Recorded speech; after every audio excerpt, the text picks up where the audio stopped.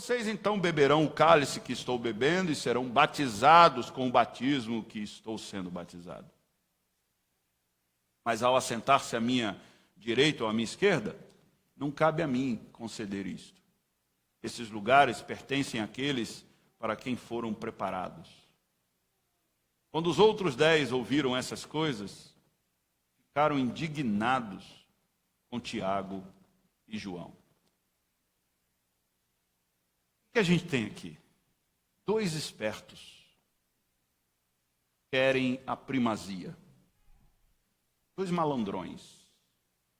Provavelmente, segundo a historiografia, 2 adolescentes. Os adolescentes daquela época são diferentes dos nossos. Eles já se envolviam com a vida de uma forma mais produtiva. Eles trabalhavam, ajudavam os seus pais. E eles estão com foco naquilo que eles estão acostumados. Porque seu pai, Zebedeu, segundo a historiografia, tinha uma companhia de pesca, tinha empregados. E eles, como os filhos do dono, sabiam muito bem viver e conviver com aquilo que nós chamamos de primazia, privilégios, direitos adquiridos, conquistados. O interessante é que Jesus sabe que eles não sabem. E mesmo assim, Jesus dá a eles o que eles pedem. E ele diz: por acaso vocês podem beber do cálice que eu beberei e ser batizado com o batismo que eu serei? Porque eles não têm a menor ideia e Jesus não explica. Eles dizem: podemos. Eles são tão apressadinhos como Pedro.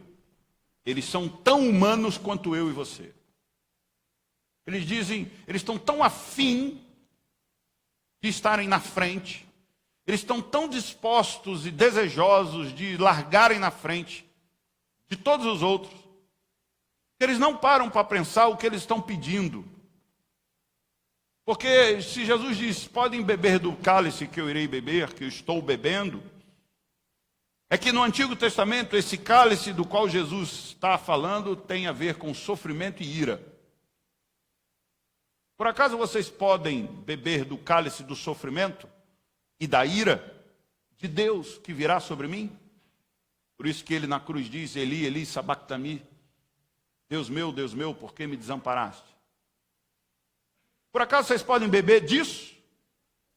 A esperteza os cega e diz: podemos. E do batismo? Também estamos dentro, pode mandar para a gente. E o batismo seria julgamento de Deus. E eles então pedem sem saber o sofrimento e o julgamento. Veja, meus irmãos, o que tem no pedido desses 2 irmãozinhos, filhos de Zebedeu, que são criados na primazia? Primeiro, o egoísmo. Eles não consideram o grupo. Por isso que o texto diz que os 10 ficaram bravos com ele. Eles são egoístas. Segundo, eles querem a primazia, o melhor lugar. Terceiro, falta de entendimento. Não tinham noção do que estava acontecendo, porque o reino que eles tinham na cabeça, o desejo que eles tinham era por algo que eles viviam e que eles tinham sobre as suas vistas, e não sobre o que Jesus pregou o tempo todo. E aqui, me faço lembrar uma frase de Jacques Lacan, que diz que eu sou responsável pelo que eu digo, não pelo que você ouve, porque muito do que você ouve tem a ver com aquilo que você quer ouvir. E todos esses que seguiam a Jesus, seguiam por uma contagem e por um desejo de uma renovação política da sua época. E eles achavam que Jesus ia dar isso a eles, e eles, tudo que pedem, tudo que desejam, está baseado naquilo que eles compreendem. Quarto, a ambição neles aqui. Queremos o melhor. Quinto, ignorância e presunção. Porque eles não sabiam o que era o reino de Deus sendo pregado há 3 anos. Ignorância. Sexto, tramóia.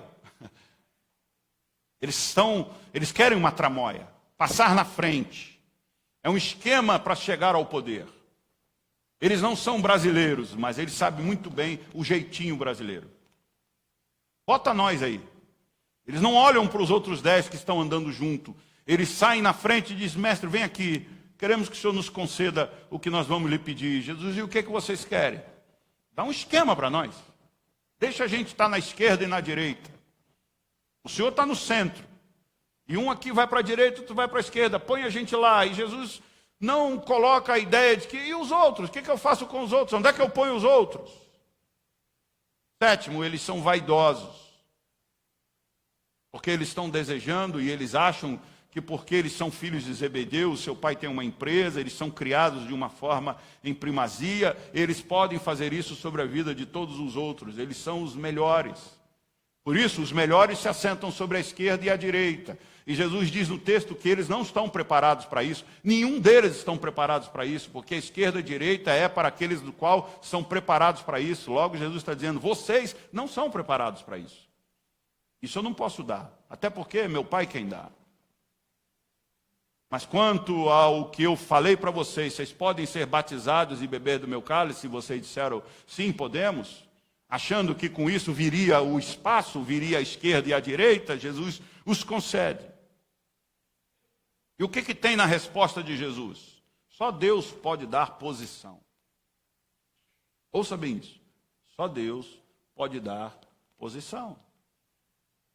Você trabalha, você estuda, você almeja, você galga, você vai, mas só Deus pode dar isso. Segundo, os reinos são diferentes. Aquilo que nós imaginamos sobre o reino de Deus neste mundo é diferente do que Deus imagina, do que criou, melhor, dentro do seu reino. Terceiro, a posição no reino é inversa à do mundo. Porque o que Jesus disse? Se vocês querem ser os melhores, se vocês querem estar na ponta, se vocês querem ser os primeiros, se você quer estar à esquerda ou à direita, aqui no meu reino, do meu jeito, sobre a minha liderança, o maior serve. O maior no meu reino serve a todos os outros. É isso que ele diz no todo o texto. Quarto, no reino de Deus todos são iguais. Não tem maior e menor, tem quem serve e quem não serve. Para Jesus, não tem esquerda e direita, tem serviço. Um aqui serve o outro e o outro serve a todos. Quinto, na resposta de Jesus, ele diz: se você quer, toma. Se você pede, eu te dou. Se você diz que pode aguentar e beber do cálice do batismo, toma, filho. Pega a tua bênção.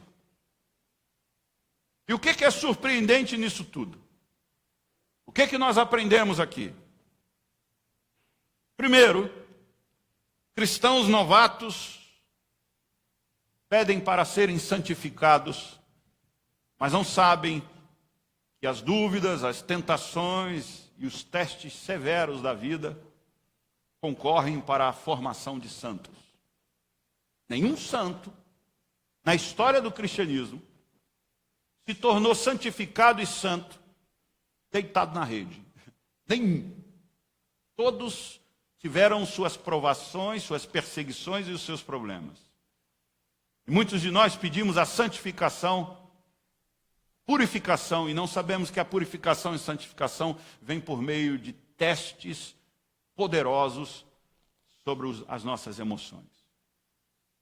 Segundo, o que é surpreendente é que cristãos anseiam por plena segurança do amor de Deus, mas não sabem que tal sentimento podem os privar da prosperidade. É quase que impossível, baseado nas Escrituras, associar amor de Deus com ter tudo nas mãos. Se isso fosse verdade, Paulo não teria escrito que quem nos separará do amor de Deus que está em Cristo? Será a tribulação? Será isso? Será aquilo? E ele descreve descreve ali uma gama de problemas. Então, cristãos anseiam por amor de Deus e por segurança de Deus, mas não sabem que o amor de Deus não é descrito nas coisas que Ele nos dá, mas no que Ele nos faz. Terceiro, cristãos sinceros pedem fé. Você já deve ter pedido isso, né? Você já deve ter dito: Senhor, acrescenta minha fé, dá-me fé. Há cultos que são feitos por aí nas igrejas sobre aumentar a fé. E cristãos não sabem que pedir fé é pedir problema. É pedir lutas. Porque é por meio das lutas e por meio dos problemas que a fé se faz necessária. Não diferente disso. Somente por isso, somente nisto, a fé é nos acrescentada, a fé é nos abençoada. Não se precisa de fé quando tudo vai bem. Não precisa de fé quando as coisas dão certo. E quando você diz: Senhor, acrescenta minha fé, você precisa ter consciência do que você está pedindo. Quarto, cristãos pedem paz, mas não sabem que ela não é adquirida na sombra e nem na rede, mas no calor da vida e no meio da guerra. Jesus disse: deixo-vos a paz, a minha paz vos dou, não como o mundo a dá. O mundo dá trégua. A paz é no meio de grande sofrimento. A paz é como aquele homem, aquele conjunto que cantava quando o Titanic afundava. E que eles não podendo pegar o bote, porque o bote não era destinado a eles. E eles tocam ali um hino clássico, promovendo assim, através do som, da melodia e através dos seus cânticos, uma paz que excede todo o entendimento. E a gente pede paz com a nossa cabeça na terra, de que paz seria nós estarmos terminando a nossa vida ou vivendo a nossa vida num lugar onde não tivesse Covid, onde tivesse uma piscina nesse sol maravilhoso e tudo dando certo. Mas não é assim no cristianismo. Cristãos, quinto, cristãos pedem paciência. Você já deve ter orado assim muitas vezes no seu dia a dia, não é não? Alguém já deve ter passado por você na sua vida, no dia a dia. Ao sair daquela pessoa da sua presença, que te tirou do sério, você disse: Senhor, acrescenta-me paciência. Você já deve ter orado, não precisa levantar a mão agora não, mas eu sei que você já orou. E na minha cabeça, pelo que eu tenho entendido, é como se Jesus tivesse dito para aquela pessoa que acabou de sair e te tirado do sério, disse: amanhã você volta. Porque a gente precisa de paciência para poder conviver com gente chata e com situações chatas e difíceis da vida. Porque só faz sentido ter paciência para enfrentar aquelas coisas das quais nos tiram a paciência. E ao pedir isso, você pediu exatamente que aquela pessoa voltasse. E ela vai voltar, porque o Senhor coordena todas as coisas. Quando Jesus concedeu aos irmãos o que eles pediram, Jesus não estava, sem dúvida alguma, dando a eles serpente enquanto eles pediam pão. Mas ele estava dando o maior ingrediente que um cristão pode ter: a provação, as lutas, as dificuldades. E o que nós aprendemos com essa história dos filhos de Zebedeu e com essas pequenas narrativas que eu te posicionei agora? O que a gente aprende com isso? Qual é a lição que nós tiramos para a nossa vida? Qual a aplicação que nós podemos fazer disso? Primeiro, hoje eu estou bem matemático, né? Nossa vida é feita de escolhas. Nunca se esqueça disso. Salmo 106, verso 15, o salmista diz: deu-lhes o que pediram. Deus deu o que eles pediram. Mas mandou sobre eles uma doença terrível. Tiveram o que pediram e tiveram o resultado do que pediram. A vida é feita de escolhas e nunca chame de destino as consequências da sua escolha. A escolha é sua, a decisão é sua. Você fez as suas escolhas e as suas decisões. E você provavelmente, por essas escolhas e decisões, você colocou Deus no meio. Você orou. Você pediu. E você deve ter dito: Senhor, faça a tua vontade. Mas, na verdade, você fez a sua vontade. O filósofo Immanuel Kant disse que nossas escolhas não apenas definem o que somos, porque você escolhe aquilo que você é, baseado no que você gosta, assim como Tiago e João, assim como os filhos de Zebedeu. Eles pediram aquilo que eles estão acostumados. Eles não estão dispostos a uma transformação, a viverem a verdade do reino. Eles querem trazer a sua realidade dos filhos de Zebedeu, riquinho, para dentro do reino. E querem que Deus valide aquilo que eles estão acostumados a viver. A igreja está constituída exatamente no princípio de Tiago e João. A gente cria as situações, a gente cria as necessidades, os desejos e pede que Deus abençoe. É assim que nós funcionamos.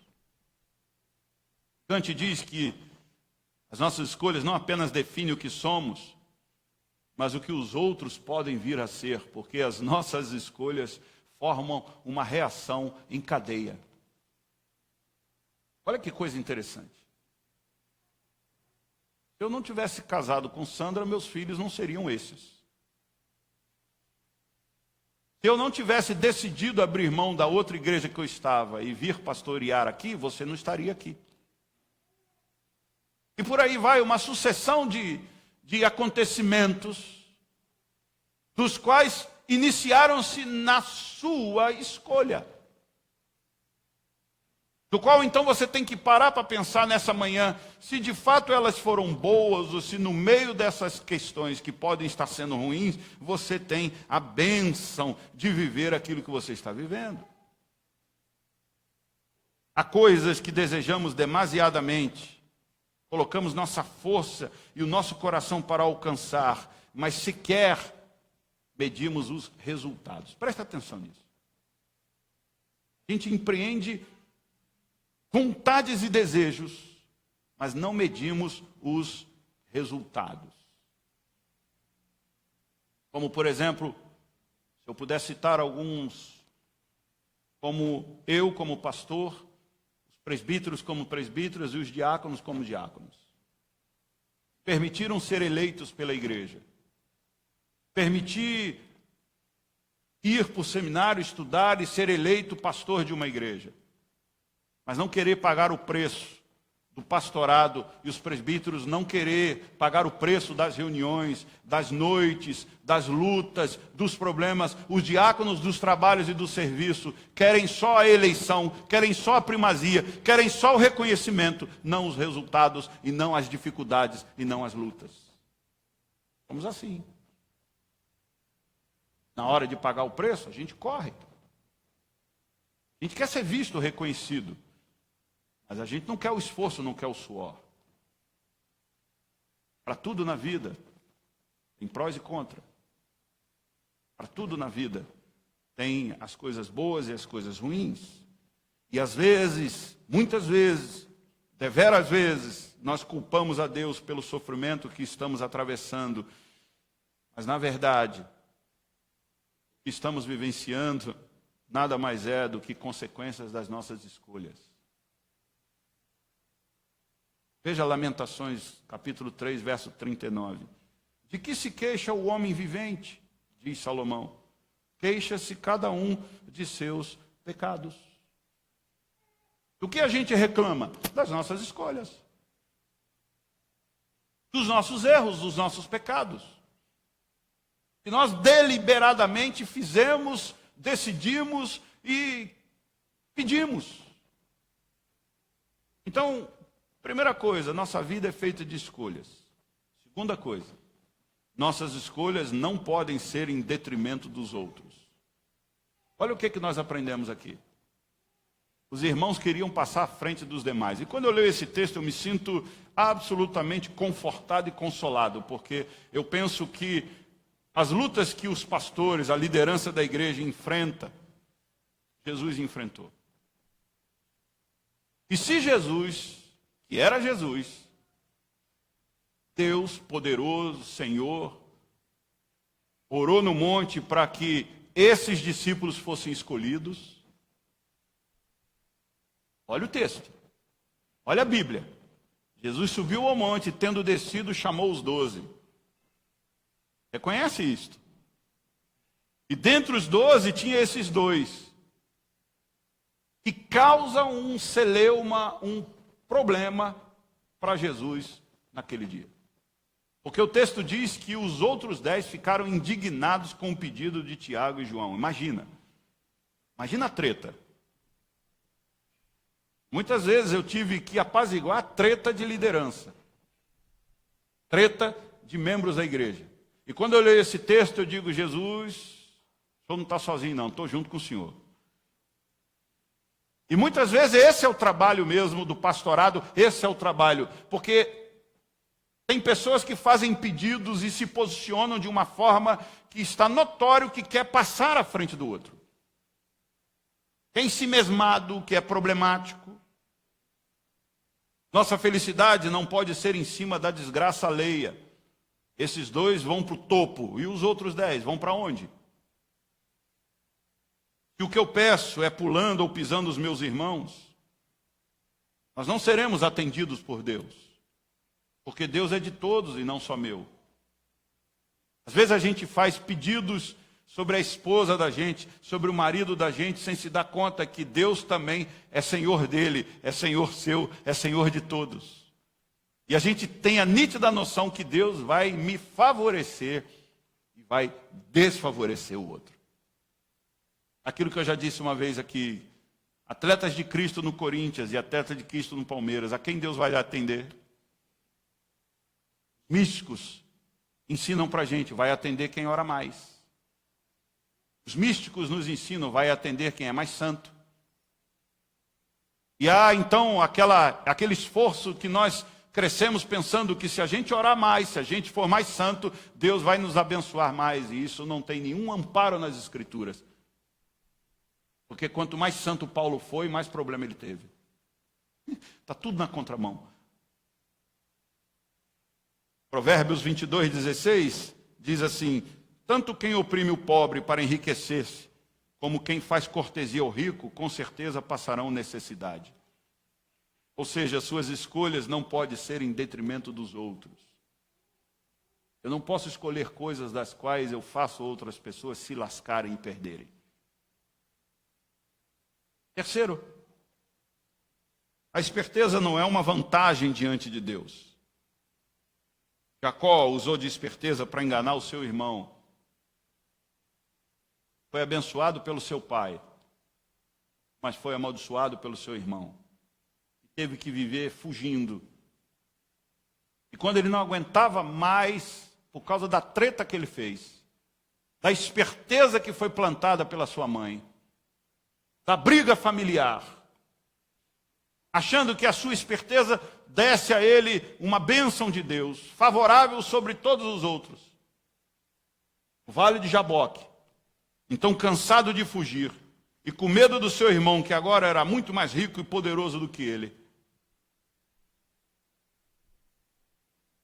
se entrega, ele luta com o anjo, e ali o nome dele é transformado, e ali a vida dele é mudada, porque ele está cansado de viver baseado nas suas escolhas de esperto e de malandro. E ali Deus então transforma. É como se Jacó estivesse dizendo: Senhor, cansei de fazer aquilo que eu acho que é o certo e aquilo que eu quero para a minha vida com esperteza. Capítulo 5 de Jó, verso 12 e 13. Ele diz assim: Deus frustra os planos dos maliciosos, para que as obras de suas mãos fracassem. Apanha os sábios em sua própria astúcia e frustra as intrigas dos ardilosos. Jó nos ensina que o esperto não encontra favor em Deus. Malandragem, sagacidade, não tira de Deus a bênção dele.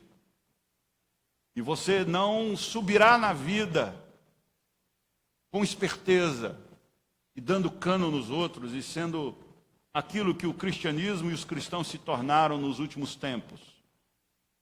Mais esperto do que todo mundo. Porque Deus conhece o coração de todos e sabe todas as suas intenções. Ninguém prospera diante de Deus com esperteza. Porque se você tiver memória e vai lembrar do texto que eu estou te dizendo, João vai dizer no Evangelho de João que Judas roubava a bolsa e Jesus sabia o tempo todo. E por que então Jesus não trata de Judas?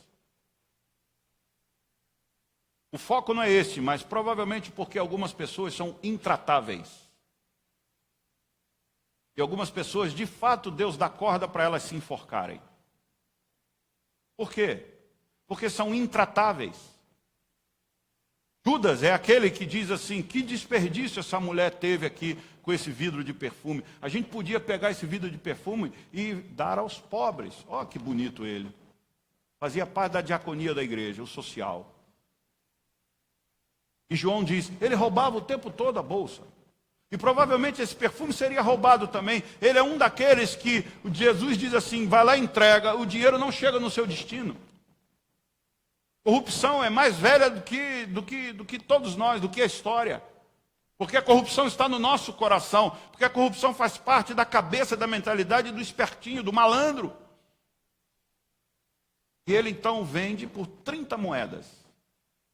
Porque a Bíblia vai dizer em Timóteo que quem ama o dinheiro nunca se fartará dele. Significa dizer, Paulo nos ensinando a Timóteo, que quem gosta do dinheiro, nunca o dinheiro será suficiente. Sempre ele quer mais, sempre a mais, sempre a mais. Nunca se contenta com o que tem. Sempre mais, porque sua mente e o coração são insaciáveis. E o que Judas faz depois que os fariseus e os líderes do templo jogam as moedas no pé dele? Ele, melhor, joga a moeda no pé dos caras. Oh, quero isso não. Seu coração já está amargurado. Ele vai lá, comete suicídio. Quarto e último. Siga pela sabedoria, não pela esperteza. Sabedoria é saber pedir. Por isso que eu disse no início, cuidado com o que você pede, cuidado com o que você deseja. Porque Deus pode conceder, como concedeu para Tiago e João, os filhos de Zebedeu. E os historiadores dizem que eles foram dizimados logo no início da história do cristianismo. Não foram muito adiante. Isso está linkado ao que Jesus disse, será concedido, e o texto diz que Jesus concedeu a eles o cálice da ira, o cálice da maldição e o batismo do sofrimento. Sinal, então, de que a vida deles não foi mais a vida dos filhos de Zebedeu, criado de uma forma boazinha, mas eles sofreram.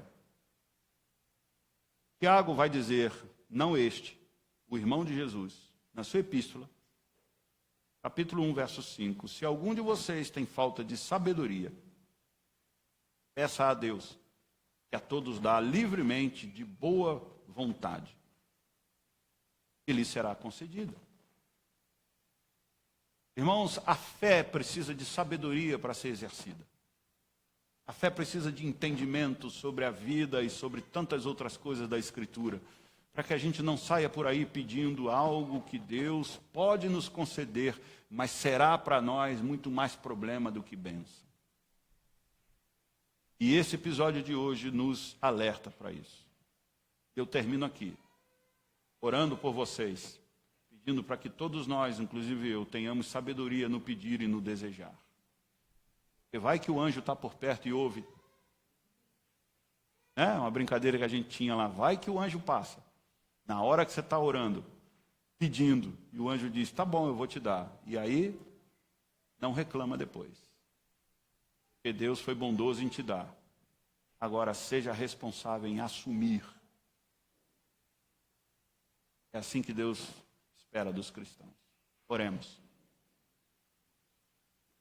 Bendito, Senhor, este episódio da vida dos filhos de Zebedeu nos traz nessa manhã uma reflexão para que nós tenhamos cuidado com o que nós pediremos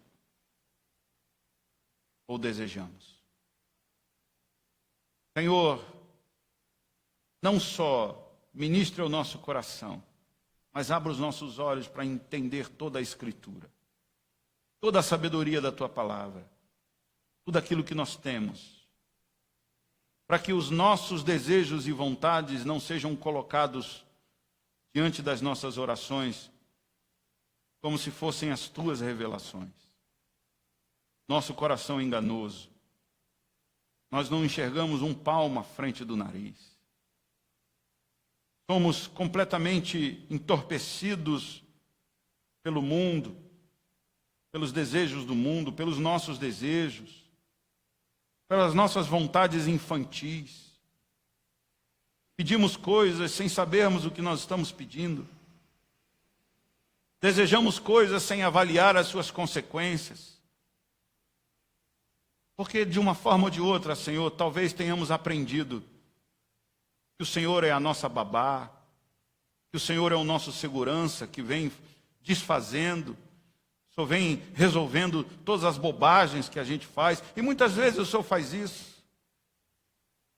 E nós ficamos só com a ideia de que o Senhor é aquele que sempre está ali para cuidar da gente de uma forma infantil. Mas nós somos adultos, nós crescemos, e o Senhor espera que todos cresçam na fé e no conhecimento do Senhor.